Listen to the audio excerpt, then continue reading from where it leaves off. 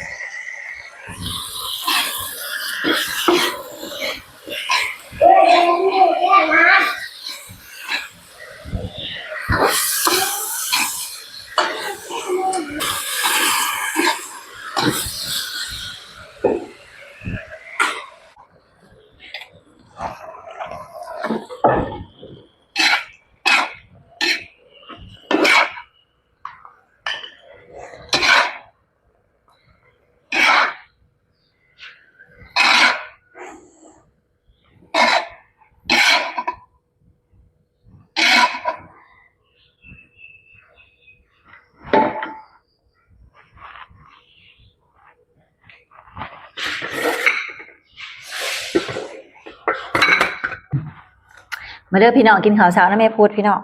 อาหารหลายอย่างมื้อนี้มีขัวสมใส่ไข่ขัวสมปลา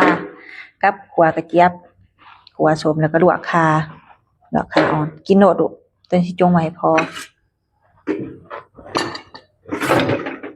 จงพักไว้ให้พอก่อนกินข้าวกับดุคือเก่าแหละมื้อนี้จะอ่อนยอดข่างามแต่หยอดมันใหญ่แล้วพอพูนความใหญ่ยามฝนนี่แฮงงาม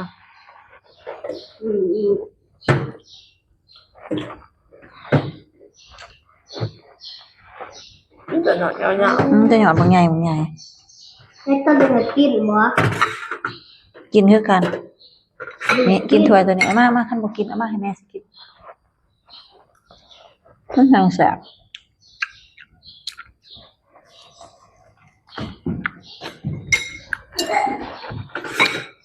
กินเยอะๆตัวนี้ไว้พอ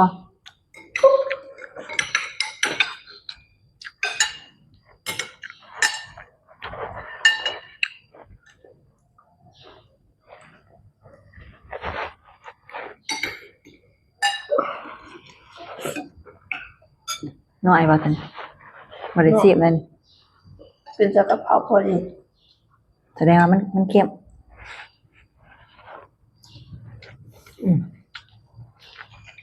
แบบน้องแบบ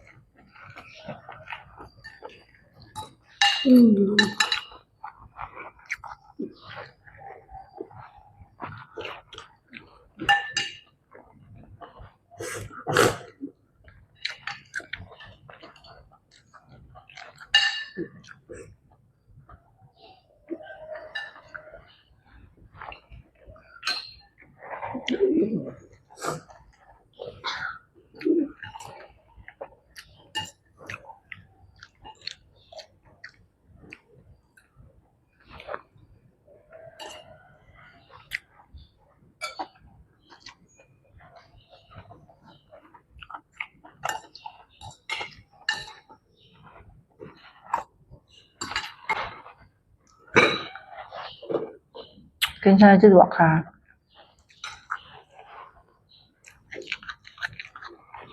ข่าอ่อน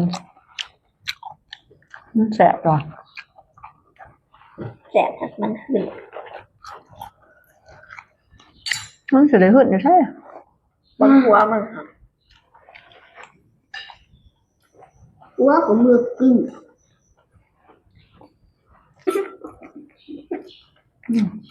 ตัวเล็กตากให้ถึงให้มันกินตากเป็นเองมั้งตาก แม่ตัดกดมันออก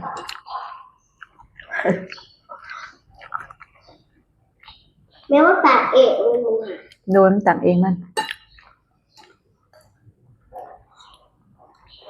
กูจะเฮ็ดเพื่อน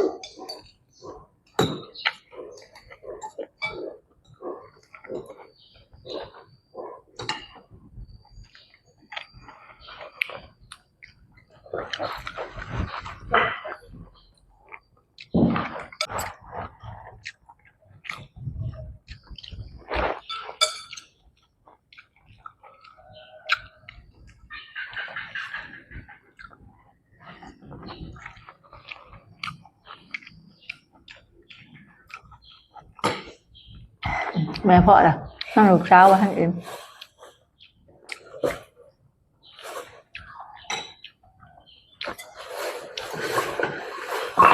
แซ่บๆพี่น้องอาหารเช้าเนี่ยขัวผักกับขัวสม มีแต่ขัวมีโนขัวขัวผักขัวกระเจี๊ยบกับขัวสมสำหรับคลิปนี้แม่พูดกับสิขอจบคลิปเพียงเท่านี้เด้อพี่น้องเด้อฝากพี่น้องแต่ละคนกดติดตามกดไลค์กดแชร์เพื่อเป็นกำลังใจให้แม่พูดเฮ็ดคลิปในตอนหน้าเด้อพี่น้องเด้อพอกันคลิปหน้าพี่น้องบ๊ายบายแซ่บหลายอาหารมื้อนี้กินกับลูก2 คน 3 คนคือเก่า